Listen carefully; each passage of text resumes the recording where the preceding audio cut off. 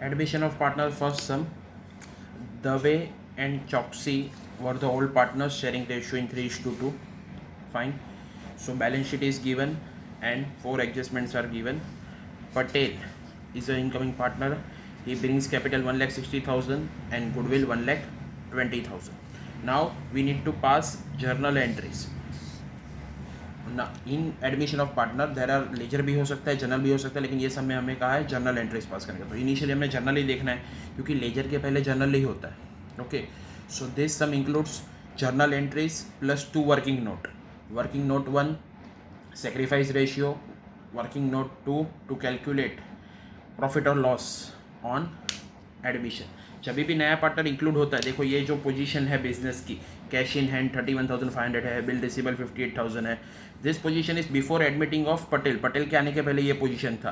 तो जब नया पार्टनर पटेल आ रहा है तभी ये सारी चीज़ें रिवैल्यूड होगी, बहुत सारी चीज़ें इसमें से रिवैल्यूड होगी, और उसका जो प्रॉफिट या लॉस होगा रिवैल्यूएशन का, तो वो रिवैल्यूएशन मतलब फिर से वैल्यूड करना है। सो वो जो प्रॉफिट और लॉस होगा रिवैल्यूएशन का, वो सिर्फ ओल्ड पार्टनर को ही मिलेगा, Dev and Choksi. Okay, so let's start with the journal entry. Now journal entry का रूल क्या कहता है कि बैलेंस शीट में से सारी चीज़ें जर्नल एंट्रीज में नहीं आती है। जर्नल एंट्री में सबसे पहले क्या होता है, ये साइड पे अगर कोई रिजर्व हो, तो रिजर्व मतलब जो फर्म ने अपने बैड टाइम के लिए बचा के रखा है, सो वैसा रिजर्व जनरल रिजर्व होता है या तो प्रॉफिट एंड लॉस होता है। तो लुक, फर्स्ट एंट्री होगा जनरल रिजर्व का। ये जो जनरल रिजर्व है 52,000, ये डिस्ट्रीब्यूट होगा, किस में डिस्ट्रीब्यूट होगा, Dave and Choksi. So first journal entry will be, look first journal entry will be general reserve account debit. General reserve यहाँ पे क्रेडिट है, लाइबिलिटी साइड मतलब क्रेडिट, तो उसको डेबिट करना है। So general reserve account debit to Dave's capital account to Choksi's capital account. 52,000 को 3:2 मतलब 52,000 डिवाइड बाई 5 किया, 52,000 डिवाइड बाई 5 करोगे तो 10,400 आएगा। 10,400 इंटू 3 तो 31,200, 10,400 इंटू 2 तो 20,800 बीइंग जनरल रिजर्व डिस्ट्रीब्यूटेड। क्यों? क्योंकि ये जो रिजर्व है ये ओल्ड पार्टनर का है, इसको न्यू पार्टनर को इसमें शेयरिंग नहीं मिलेगा। तो जनरल एंट्री में फर्स्ट जो जनरल एंट्री होता है वो ये साइड से होता है डिस्ट्रीब्यूशन का। अगर यहाँ प्रॉफिट एंड लॉस बैलेंस होता या वो कुछ होता तो डिस्ट्रीब्यूशन का, लेकिन और कुछ नहीं है, जनरल रिजर्व है जो हमने डिस्ट्रीब्यूट कर दिया है। ओके, सो liability side done. Second entry होता है असेट साइड। अगर असेट साइड कोई रिजर्व है प्रॉफिट एंड लॉस का, तो यहाँ देखो ये सारी असेट, ये कोई भी रिजर्व नहीं है, तो no entry. Now third entry होता है जो इनकमिंग पार्टनर कैश लेके आता है उसका। सो इनकमिंग पार्टनर कौन है, पटेल, और वो कितना कैश ला रहा है, 1,60,000, तो उसका एंट्री होगा पैसा आ रहा है, so cash is coming in. So entry will be cash account debit to incoming partners capital account. So cash account debit to incoming partner कौन है, Patel, so cash account debit, that will be second entry, cash account debit to Patel's capital account being capital brought in cash. Fine, ये अपना second entry हुआ। Third entry goodwill का। Goodwill का कितना पैसा ले रहे, he should pay 1,20,000 as goodwill. सो पैसा आ रहा है कितना, गुडविल का। So fourth entry will be of goodwill. So cash account debit to goodwill account 120। मैंने फोर्थ एंट्री क्यों बोला, क्योंकि फर्स्ट जनरल रिजर्व का होता है, second profit and loss distribution का होता है जो असेट साइड दिया होता है, लेकिन यहाँ वो दिया नहीं था।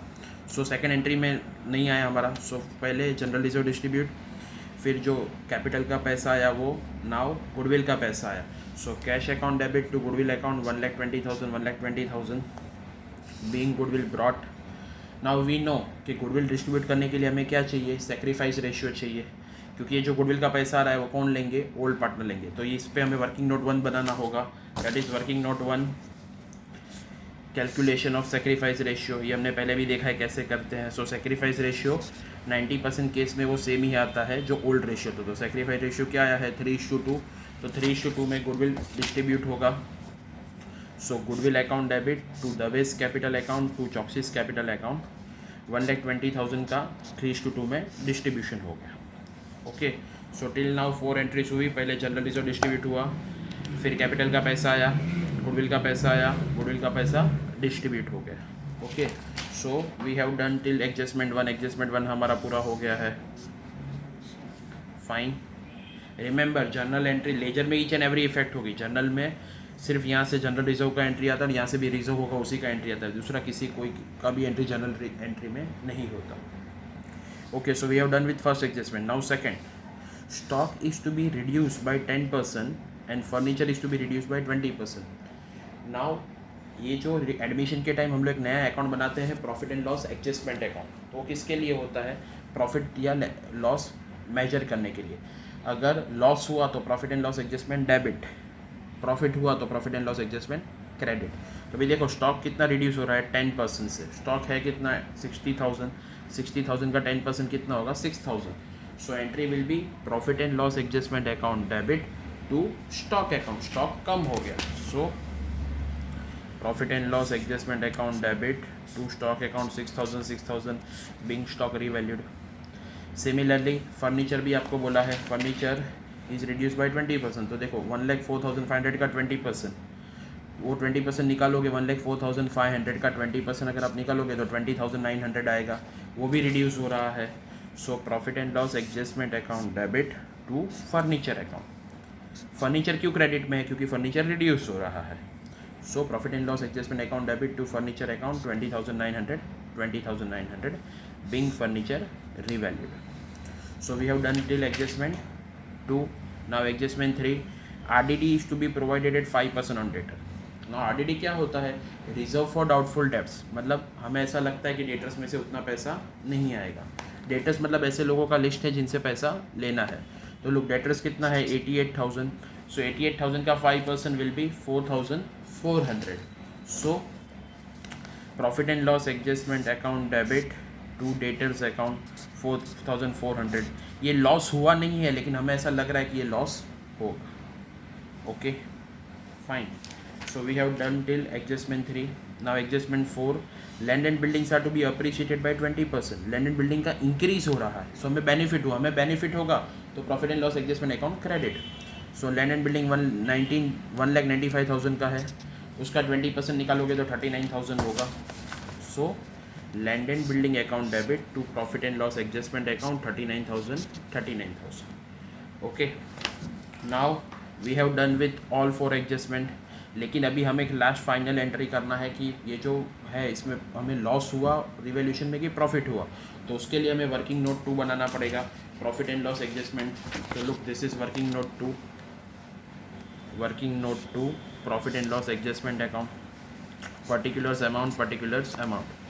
जो भी लॉस है वो डेबिट साइड. तो हमारा स्टॉक रिड्यूस हुआ था 6,000 से, फर्नीचर रिड्यूस हुआ था 20,900 से, डेटर्स रिड्यूस हुआ था 4,400 से. ओके, और क्रेडिट साइड में एक ही एंट्री था adjustment 4 by land and building account 39,000. Fine. ये जनरल एंट्री पे से ही होता है. यहाँ देखो अभी जनरल एंट्री में profit and loss adjustment account debit है तो टू स्टॉक डेबिट में 6,000 लिखेंगे. Profit and loss adjustment account debit है यहाँ पे तो टू फर्नीचर 20,900 लिखेंगे. Profit and loss adjustment account debit में दिया होगा तो डेबिट में लिखना है, क्रेडिट में दिया होगा तो क्रेडिट में लिखना है, लेकिन नाम सामने वाले का. अब यहाँ देखो profit and loss adjustment account debit 4,400 तो डेबिट में ही लिखेंगे, लेकिन नाम किसका लिखेंगे? To debtors. सो हमें 3 लॉस है, 1 प्रॉफिट है. अब इसको टैली करेंगे तो देखो दोनों में से ज़्यादा टोटल ये साइड का है 39,000. सो इनिशियली आपको दोनों साइड 39 लिख लेना है. 39 में से ये तीनों माइनस करोगे so you will get 7,700 profit. ये 3:2 में दोनों को डिस्ट्रीब्यूट करो. इसका प्रॉफिट सिर्फ ओल्ड पार्टनर को ही मिलेगा. सो दवे और चौकसी को 3:2, 4620, 3080. So that will be final journal entry. Profit and loss adjustment account debit to Dave's capital to Choksi's capital 7,700, 4620, 3080 being profit on revolution transfer. So ये एंट्री के लिए हमें वर्किंग नोट 2 बनाना पड़ता है, that is profit and loss adjustment का laser रफली. Okay, remember profit and loss adjustment account में अगर क्रेडिट साइड ज़्यादा है अमाउंट और डेबिट साइड कम है, इसका मतलब प्रॉफिट. अगर डेबिट साइड ज़्यादा होता और क्रेडिट साइड कम होता तो loss. Fine. So total journal entries कितनी हुई? तो लो, सबसे पहले जनरल रिजर्व की थी general entry, general reserve distribute का. सेकेंड एंट्री कैपिटल जो लेके आया कैश में जो कैपिटल आया उसका. थर्ड एंट्री गुडविल आया उसका. फोर्थ एंट्री गुडविल डिस्ट्रीब्यूट हुआ. फिफ्थ एंट्री एक असेट रिड्यूस हुआ. सिक्स्थ एंट्री और एक असेट रिड्यूस हुआ. सेवन्थ एंट्री डेटर्स पे हमने 5% RDD प्रोवाइड किया कि हमें लगा कि 5% पैसा नहीं आएगा. एट एंट्री लैंड इंक्रीज़ हुआ. नाइन्थ एंट्री उसका जो प्रॉफिट है उसका entry. So journal entries and 2 working notes. Okay.